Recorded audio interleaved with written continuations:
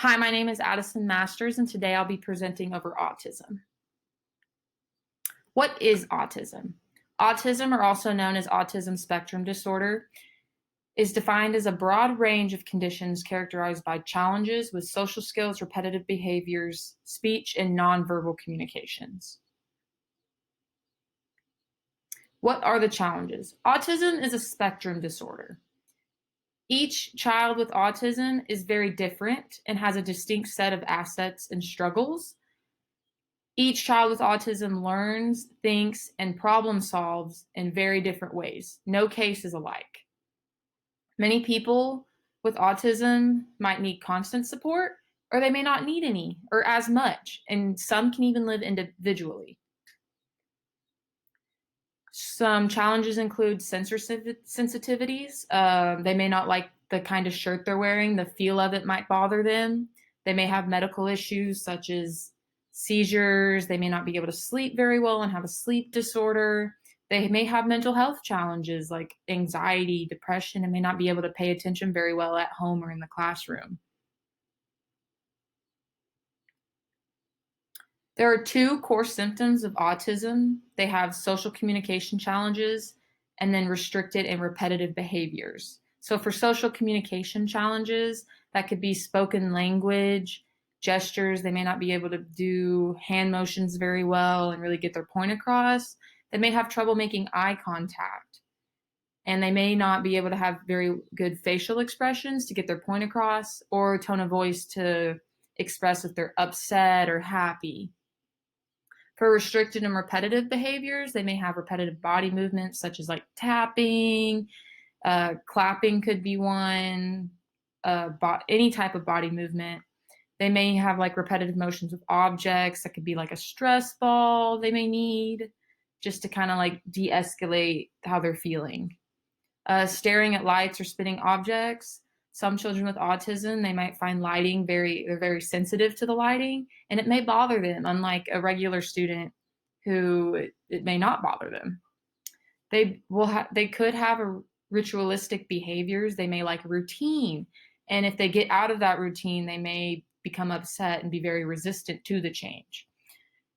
Some cases, they may have extreme interest in specific topics, which I think as educators we can use to our advantage in helping children with autism in the classroom. Strategies for working with autism in the classroom. I think it's very important that teachers stay calm and positive. If a child gets upset or is sad they're not getting it right away, I think it's good that you stay calm and you help them any way you can. The teacher has to know all the information about the students. Through research, I found that a lot of students with autism, they'll have like an About Me page that may be attached to their IEP and tells the teachers like their strengths and weaknesses and how they can help cope if they need to leave the classroom or get overwhelmed. The teacher has to promote a safe and welcoming environment. If a child with autism does not feel comfortable, then that not only hurts themselves, but it could hurt the people around them as well. You have to teach comprehension and acceptance. That way the child feels comfortable in the classroom and being comfortable around their peers as well. Seating is very important as in addition to teaching and comprehension and acceptance. A child with autism may need to be on the side of the classroom near the door if they need to leave or if they have repetitive body movement. That way the class isn't disrupted as well if they need to leave. Or the middle of the classroom can be very overwhelming for them. So once again, the side of the classroom may be best for them, and the front may be too loud, too bright, too overwhelming for them as well. You have to be aware of their sensory issues. Once again, that kind of comes back into seating.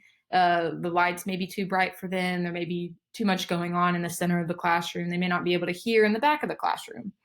Written rules or pictures are very helpful as well. They may not be auditory learners. They may need the visual to help them understand what's going on. And then finally, a teacher has to have patience. The child with autism may not understand it at first, but through repetition and having a safe and welcoming environment and peer acceptance, they can learn. Applying to the classroom. As a teacher, I will work for during group activities. A student with autism will be paired with a positive role model. This will make them more comfortable and keep them on task as well if they have attention problems.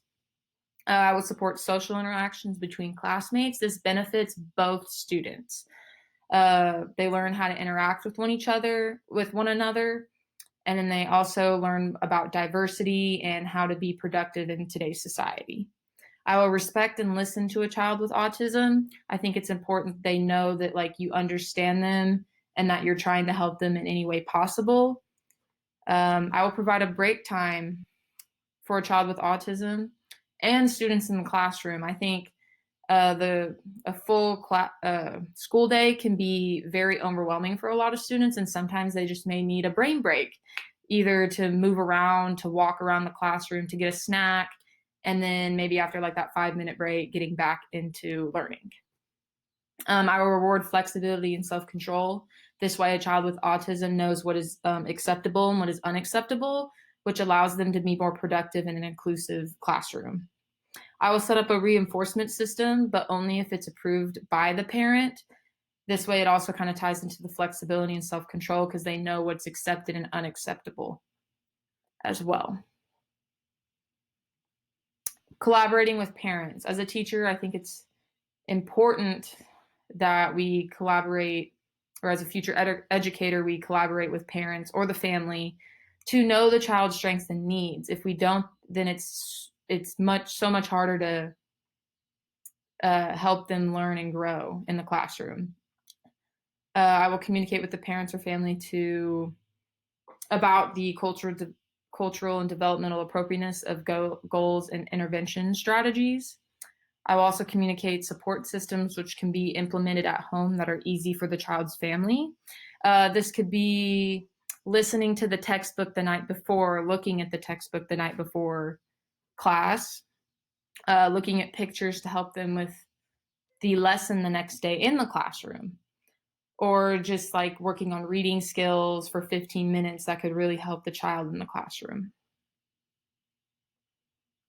So for the activity, I will be honest, I really kind of struggled finding an activity that would be good, that would benefit both parties, a child with autism and then regular students in the classroom. But I really liked this one as it emphasized language and communication. So a student will be picked to go to a desk that has miscellaneous items, plates, cups, forks, and spoons, and the teacher will tell them how to do a placement setup on it, either in a different language or using made-up words or terms that they don't understand. They will repeat the instructions a few times, or the teacher will point to the table, and depending on the age, be impatient about it. And then at the end, the teacher will show a picture of the table setting to the class. This is supposed to kind of show them that or make them understand that some students don't always understand what is being said to them, but find it easier to see a picture or a drawing to really understand what's going on. This can also be tied in as students can learn different learning styles, such as visual and auditory, and even hands-on. And there's also questions set up to make the students think and respond to the teacher as well. So with this, as I've already said, they can learn different learning styles through this lesson or activity. They understand what autism could be like for their classmates, which I think this is vital in students working in diversity and learning how to work with other students that aren't exactly like them. It also allows for a least restrictive learning environment. As I've said before, they understand their peers a little bit more, and it's easier for them to work together. And it allows for cooperation among students due to an understanding of one another. They will now be able to work in groups, pairs, have a positive role model that they feel comfortable with, and overall be an effective classroom, and the teacher can teach them effectively. And here's my works cited page, and that is it. Thank you.